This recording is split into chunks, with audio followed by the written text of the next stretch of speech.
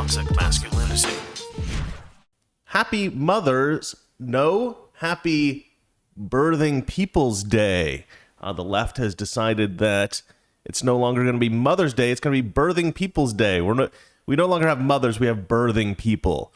And let's switch over to the I don't know, what have I done?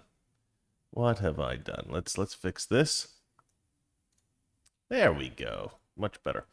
So what is this all about? So it's about trans, I don't know if you call them women or men, but it's about women who dress up like men and pretend to be men, right? That's what this is about. So there's this bizarre idea that if you're a woman and you decide, like Ellen Page, that you want to be a dude, that you can go ahead and do that, but you can also become pregnant, right? Because biologically you're a woman. So how do you reconcile this issue? Well, you stop calling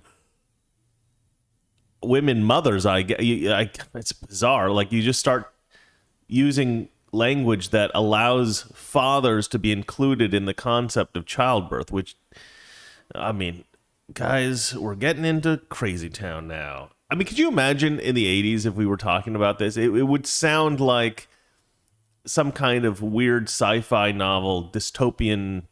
It would sound so ridiculous that people would think that it was a badly written story, right? Like, so there's this concept in filmmaking called suspension of disbelief, right? The idea of suspension of disbelief is like, if you're watching a movie and the movie is somewhat realistic, right? You know, there's real actors and there's real trains and there's real whatever it is. Excuse me. And the special effects look good enough. Coronavirus. The special effects look good enough that you can be immersed in the experience and you can believe that you're there to some degree, right?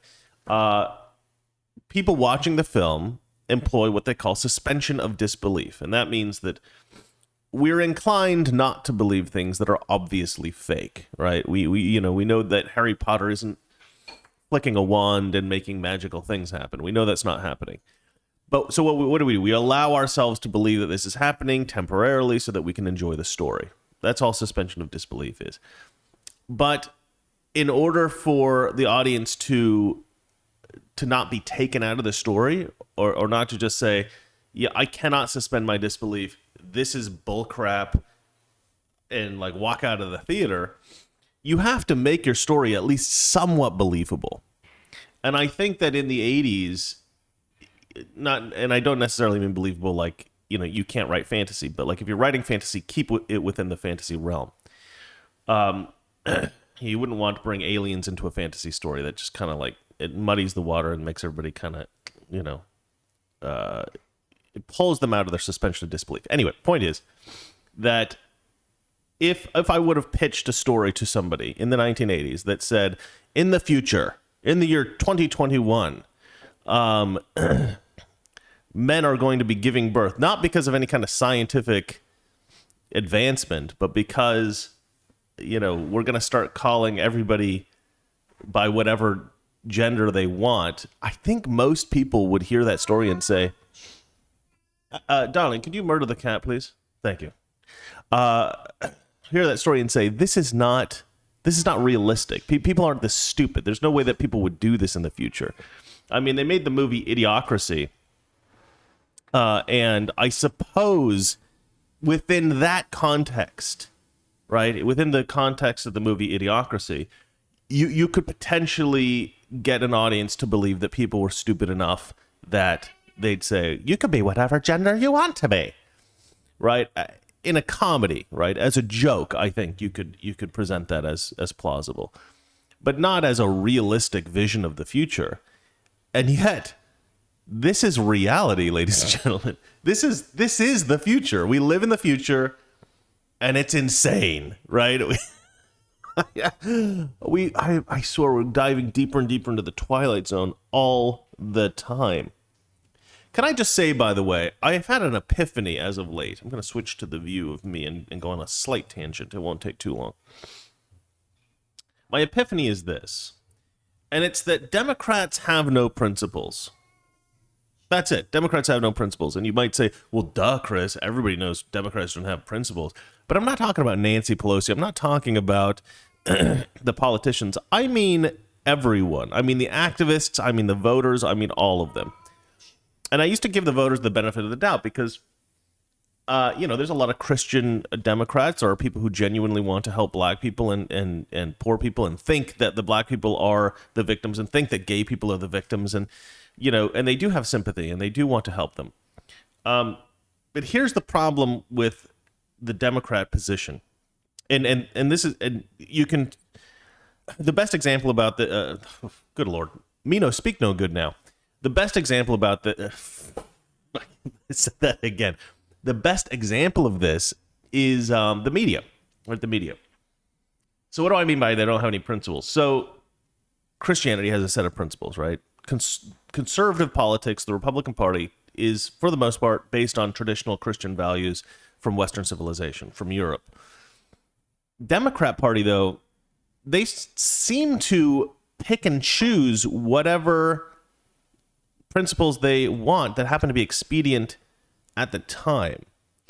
So if 1 year it's expedient to talk about the rights of women, then that becomes a strong principle of the Democrat Party. And the weird thing about the Democrats is that they will really passionately express vitriol against anybody who disagrees with them as somehow unethical, right? You're a bad person because you're not doing what we're telling you to do, because we have principles and we have values and this is the important thing, and you want people to die and you just don't care about these people. And the Democrats present themselves as these very caring people with these strong principles that that this is the ethics. These are the ethics that we believe in. But their ethics are always changing, ever-changing ethics, ever-changing. And again, like I said, it will shift from one group to another, and they'll completely change depending on what political positions that they need pushed. And it has everything to do with money and power, and it has absolutely nothing to do with actually improving the quality of life of Americans, right? And I used to think that there was some vague idea within the Democrat Party of there being some kind of set of principles, right? And I think maybe there used to be, right? Maybe there used to be like back in the 80s or something like that. But that's all gone. That's all gone. And you can see it. I used to say that they had problems because, on one day they might be trying to improve the situation of immigrants, right? Trying to bring in more immigrants from countries that didn't necessarily share our values. And the next day they're trying to improve gay rights. They're fighting for gay rights, let's say. But the problem with that is that if you're fighting for gay rights, you probably shouldn't bring in a bunch of people from countries who hate gay people, right? I mean, it's a kind of a, contradictory effort. You're contradicting yourself. Either you want to improve gay rights in America, or you want to bring in more immigrants who hate gay people. I don't think that they don't complement each other in any way. The same thing now we're dealing with the trans issue, right? Should we have men competing in women's sports? Well, they're men that call themselves women, therefore they can compete in those sports. There's a lot of feminists now that find this appalling.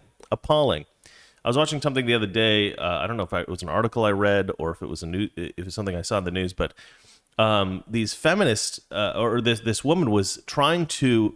Oh, it was Sarah Silverman. Actually, I should look that up if I can. That's actually pretty good. Sarah Silverman. Let's see here. Anything in the news? News. Comedian Sarah Silverman and represent U.S. urge members of Congress not to be a-holes and pass the For People Act. Yeah, I don't know.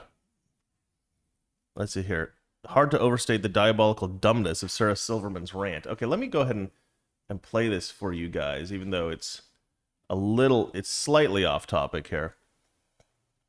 Imagine for a second that Okay, hold on. Let me turn my audio off. Well, let me see what you're a female athlete. Let me see if we can get to the Sarah Silverman part. Oh, there we go. There we go.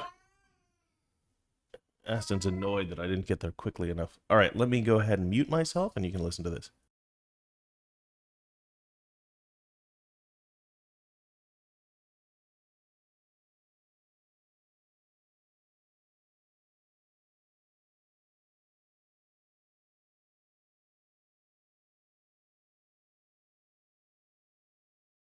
Girls, Women. I saw Caitlyn Jenner saying trans girls should not play girls' sports. Caitlyn, you're a woman, right? A trans girl is a girl. She should have the same rights as cis girls. If you think a trans girl, what, you think a trans girl is too strong? What about tall girls as opposed to short girls? What about boys in high school who are teeny tiny and their teammates have already hit puberty and are shaving? Why don't you just have co-ed sports divided by weight or height? This is so dumb. They are legislating this shit without one single example of how this plays out. Yeah, it is hard to overstate just how unbelievably stupid what she said here is. When I first saw this, I actually thought it had been posted by Dinesh D'Souza, and my thought was precisely what his analysis was. And I always love it when that happens, because I really respect Dinesh D'Souza. If somebody I respect has the same perspective as me, I'm like, yeah, that's great. But yeah, my initial reaction was okay. Well, so then why do you even have a separation between men and women's sports? Because it was a bizarre, like, what she's saying here suggests that we should not have women's sports. We should just have sports, and the best people should play on the teams. And if that were true, no women would ever play, ever. You would never, I mean, you would have, you would occasionally, randomly, in some bizarre parts of the country, have some kind of sports team in which there were a particularly lot of weak men at a school and a particularly lot of strong women, and you might get one woman on a team of something. But if you stopped creating women's sports and men's sports, right? If you stopped separating men and women's sports and you just had sports and there was no distinction, and you only brought the best people on the team, the strongest and the fastest, no women would ever play sports. The whole reason we have women's sport, you stupid, stupid woman. Here's the thing. Sarah Silverman went on, I might have been the same show a little while ago, and she said some pretty smart stuff. She started to recognize that the left was going crazy. So she's not a complete moron. I mean, she can recognize when people are being stupid, but she's got to recognize that she herself is being stupid right now. It's unbelievably stupid. Okay. And she's absolutely right. There are distinctions between tall people and short people. That's why there aren't any short people in the NBA. There are distinctions between weak people and strong people. And she's like, oh, what do they think? That trans women are too strong? Yes, that's what we think. Of course that's what we think, because they're men. Of course they're too strong. Good Lord. Anyway, I mean, I was just watching that this weekend, and I just thought, good God. I mean, she's not even like, is she even thinking through what she's saying? And we do divide teams into groups like this, like the tall people and the short people, the strong people and the slow people, right? It's called varsity and JV. It's called the minor leagues and the major leagues. It's called a community, like, local team. It's, you know what I mean? We divide things by age when when people are children. We divide things in all kinds of ways. But the reason that we do that is because we want people who are not the best of the best. We're not talking about the pros. But we want people who want to play sports to be able to play sports against people who are comparably skilled or able. That's why we have handicapped leagues, right? We have basketball for people in wheelchairs, right? They don't typically let people who have working legs play basketball on teams in which you normally play with a wheelchair, because that wouldn't really work, right? It's exclusively for people who are handicapped. I mean, I suppose you could get into a wheelchair as an able-bodied person and play that way. That's actually not a bad idea, although I think that you'd have a huge disadvantage considering that you don't use a wheelchair every day, so you're not going to be that good at it. Right? I'd imagine. But anyway, that's a silly tangent to go on. But so anyway, this whole trans thing is kind of getting out of control and a little bit mental, and people aren't thinking clearly. Valerie went, shh, because she is completely naked. She's trying to get into the shower right now. Okay. That's kind of funny. But anyway, yeah. So the whole trans thing, the whole people really are. It's strange how people try to reconcile these different ideas because they don't make sense, right? It doesn't make sense to pretend that you're a woman if you're a man. It doesn't make any sense to pretend you're a man if you're a woman. You can dress. Look, I don't like the idea of a woman dressing like a man because she likes that aesthetic. I don't like the idea of a man dressing like a woman because he likes that aesthetic. I think that's weird. I think it's a little bit off-putting. So I kind of explain this in the same way that I explain why men tend to find gay men a bit repulsive. The whole concept of homosexuality is a little bit off-putting to straight men. And here's how, and I think that's a natural tendency. Aston, shut up! What the hell's wrong with you? Yeah, go get a little, yeah, go play with that. And people are like, oh, you're homophobic. You gotta accept homosexuality. It's perfect. It's fine. It's totally good. Stop. And I say, well, no, you don't actually. You can find it a bit gross. You can find it off-putting. And I have gay friends who I'm very close to, are very good friends of mine, and I acknowledge to them openly, I find homosexuality disgusting. And they laugh, they think I'm being a little bit ridiculous, but I can't help it. That's how I am. I naturally feel about it. Now, why do straight men feel like this? I think of it as part of the disgust mechanism that we have built into us biologically. Jonathan Haidt did a lot of research into this. I mentioned him the other day for another reason, but he's done some amazing research. And he did a lot of research into disgust and what make people disgusted by things. And a lot of what makes people disgusted by things is the concept of contamination, right? You don't want your food contaminated. You want your food pure. You want your food pure. You don't want it to be contaminated with anything. Okay, so what can make your food taste contaminated? Well, a variety of things. But let's take two things that are actually really nice. So, like, I like my romantic relationships with women that I've had in my life, right? Especially my current romantic relationship. I'm very happy. That's a very important part of my life. It's very important to me. It's perfect. It's pure. It's lovely. It's excellent. And over here, I also have my relationships with men, right? My friendships with my family, my brother, my father, my brothers, my friends, my best friend down in Hawaii, my best friend from college, my best friends from childhood. These were all very important relationships for me, very critical. I think that fraternal relationships between men are incredibly important. I mean, I think every guy who had, a best buddy growing up, we all kind of accept that, right? I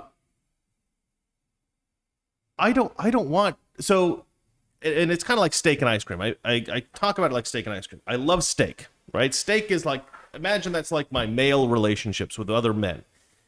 Steak. Every guy likes a good steak. Come on. And you know what I also like? Vanilla ice cream. Love vanilla ice cream. I particularly like Haagen-Dazs. They're not supporting the channel, though, so I shouldn't advertise them. But I do. I love Haagen-Dazs ice cream. I try not to eat it too much because, trying to keep the weight down. But Haagen-Dazs vanilla ice cream is like my relationships with women, right? Beautiful, pure, lovely, elegant relationships with women. Now, I would love for dinner to have a steak, then have some ice cream. You know what I wouldn't want? I wouldn't want steak with the ice cream plopped on top of it. If you brought me a dish with steak and ice cream on top of it, I probably wouldn't eat that, right? Because what have we done? We've taken one pure, delicious thing, the steak, and another pure, delicious thing, the ice cream, and we've contaminated both with each. We've contaminated both with both. So the purity of the ice cream was destroyed by the steak, and the beautiful steak was destroyed by the ice cream. It's terrible. It's terrible. You've killed both of them with each other. And I think that straight men are disgusted by homosexuality for the same reason. We see something that we love and cherish and appreciate, relationship between two men. That is obviously a friendly relationship. And we see another thing that we find pure and beautiful and amazing, the relationship we have with women, which is romantic, sexual, all those kinds of things. And you put those two things together and it just ruins both of them. And I think that's the natural perception that straight men have of homosexuality. Well, I think we kind of think the same thing about men that dress up like women. You're taking something that we think is nice, women, and another thing that we think is perfectly fine, men, and you're mixing them together. And it's like, why are you doing that? And I think that there is a natural tendency for human beings to be disgusted by that. I'm sorry. I think that's just true. And I think that deep down, people who dress like that, they know this. They know this. And so it's a very easy thing to say, just to get attention. I was born this way, and if you don't like it, well, you're a bigot. Well, it's a very easy thing to say. But is it true? Were you really born that way? Probably not. Am I a bigot for not liking it? Absolutely not. But it makes you a victim. It gives you some kind of a leverage, right? I'm doing something that you find disgusting, and that makes you a bad person and me a good person, right? So you can elevate yourself in the way that you think about yourself, and you can also use that to your advantage in a variety of ways. So I think this is what some gay people do. I think this is what some trans people do, because they know that there is a certain segment of society that will be sympathetic to them, and they will look at anyone who finds them to be off-putting as a bigot, and they will be able to gain social leverage from that. But anyway, let us... that was a pretty long tangent. Sorry about that. Let's move on to the story, which is about how this woman's using the term birthing people instead of mothers. Let's go ahead and play what she has to say here. I sit before you today as a single mom, as a nurse, as an activist, and as a congresswoman, and I am committed to doing the absolute most to protect Black mothers, to protect Black babies, to protect Black birthing people, and to save lives. Thank you, and I yield back. Republicans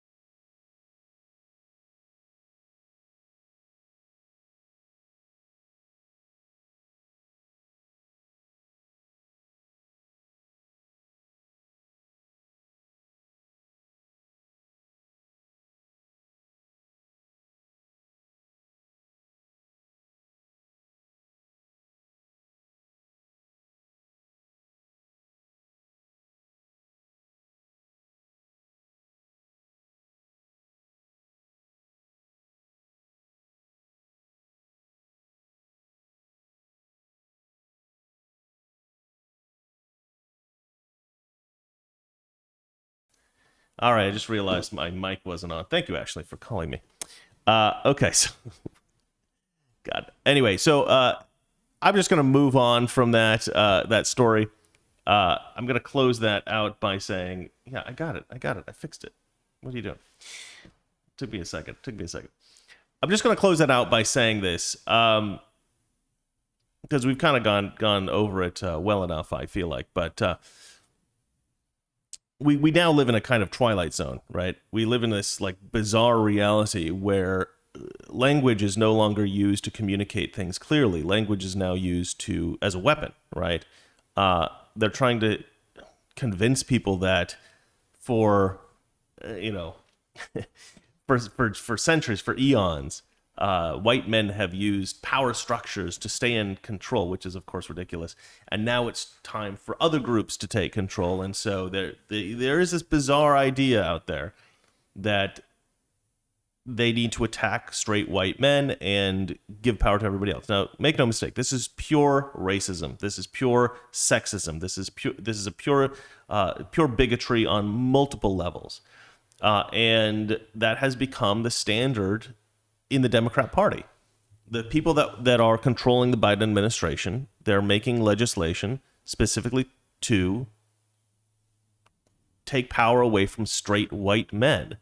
And I mentioned recently a study about men who were, about the different demographic groups and how much mental illness they suffer. Right, and the group that suffers the most mental illness are radical left young women, right? Women in their 20s who are radical leftists. And the people who suffer the least from mental illness appear to be old white straight men, right?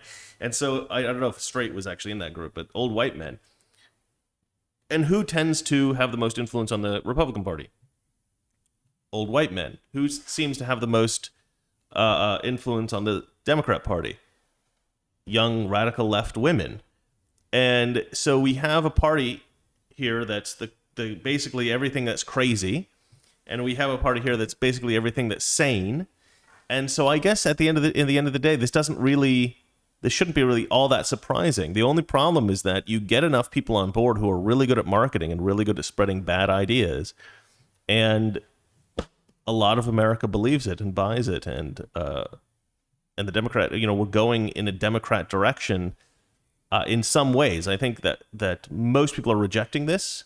I think they're kind of destroying themselves. And if we can have a free and fair election in 2022, I can't really see the Democrats doing well at all. I mean, I see Republicans basically taking every election, and everything is going to shift right here radically because the left is just insane. And I used to say that conservative ideas are essentially the middle. And the left always tried to make this argument that no, leftist ideas are the middle. And if you even have a mild Republican idea, well, you're really far right. And then the people who are on the far right are like crazy.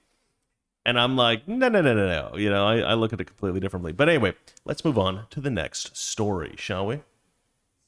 Biden's redefinition of sex puts doctors and patients at risk. Okay, so this nicely feeds into our previous story. But yeah, they're going to try to redefine sex medically. I don't know how you do that, because men and women tend to suffer from different kinds of illnesses, right? So like, I mean, okay. Hey, well, I'm not going to ask her. Yeah. Basically, I'm not going to get certain kinds of cancers that Valeria is more likely to get. She's not going to get certain kind of cancers that I'm more likely to get, right? Because I'm a man and she's a woman. That's just how it goes. I can't have problems with my uterus. I can't have problems with my uterus. Why? Because I don't have a uterus. I don't think Valeria is going to have any kind of problems with her testicles as she gets older. Why? Because she doesn't have testicles, right? This is how men and women work. And to sit here and say, "Oh no, well you've had some lipstick applied, you wear high heels, you've grown your hair out longer, and therefore you are no longer subject to any of the diseases, any of the ailments that men tend to have. You'll never get prostate cancer because you decided that you felt like a woman inside." No, that's not going to happen. I'm sorry. Being trans is not magic. You know what? That may be actually what's going on here. It's possible that some trans people genuinely think that there is sort of like a magical power that if they believe just hard enough that they can be the opposite gender. It's like Peter Pan, right? You sprinkle yourself with fairy dust, and if you just believe that you can fly, then or what? I don't remember how they flew in that story. There's something that had to do, like, think happy thoughts or something like that. I don't remember. Anyway, if I think happy thoughts, I can become a girl. Yeah, it's not going to happen, guys. It's not going to happen. It's a weird thought. You cannot tell your doctor, "I'm a woman," if you're born a man. It's not going to help you medically. I think I read somewhere that medical malpractice is the third cause of death in the country, and I think that probably has a lot to do with the fact that a lot of medical care is like end of life care. And, a doctor could easily prescribe, just slightly the wrong medication. And so instead of dying in 5 days, you die in 4 days. Okay. So I don't know how dangerous medical malpractice actually is in America.